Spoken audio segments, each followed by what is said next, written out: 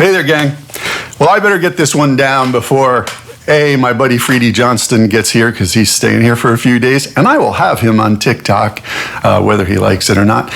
And before I forget it, I remembered this the other day, and I was like, oh my God, someone was asking about other crazy situations I've had as a producer in the past, and this one, I was like, oh my God, how did I forget this one? Probably because I wanted to. Okay, so I had been in Nashville for about 5 or 6 years, and of course I wanted to, produce for some major label country artists, but, that was kind of locked in with 5 or 6 different people, and they were great. They were great at it.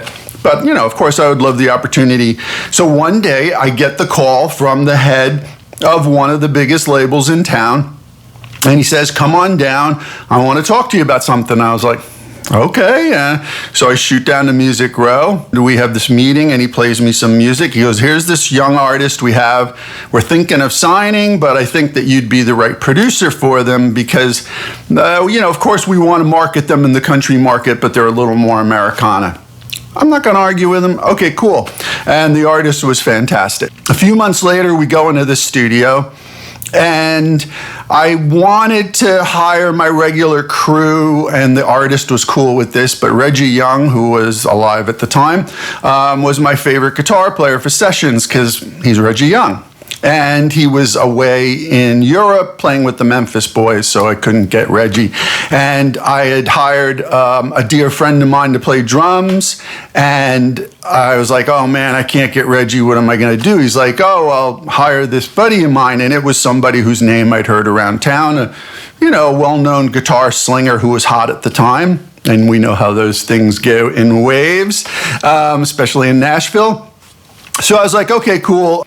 Give him a call, get him in here, let's do it. Well, from the minute this guitar player walked in, there was a problem. Besides his bad attitude, and besides that he was constantly on the phone, he wasn't paying attention to the artist when the artist was running down the songs and we were doing charts, and while the artist was running down the songs, he was texting his girlfriend and not paying attention whatsoever.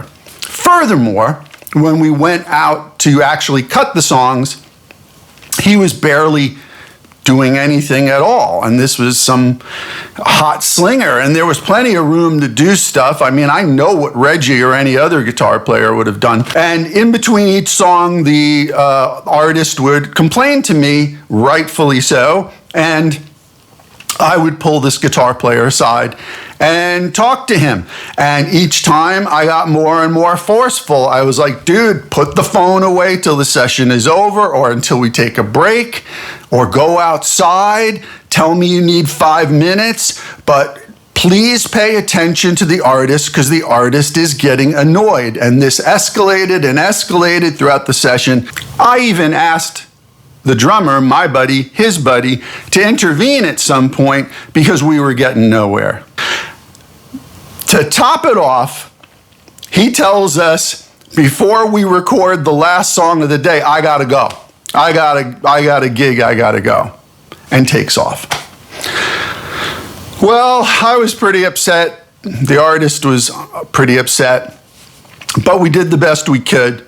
A few days later, I get a call from the label, and the label says, hey, listen, we're gonna have to take you off this gig. And I'm like, why? What's happened?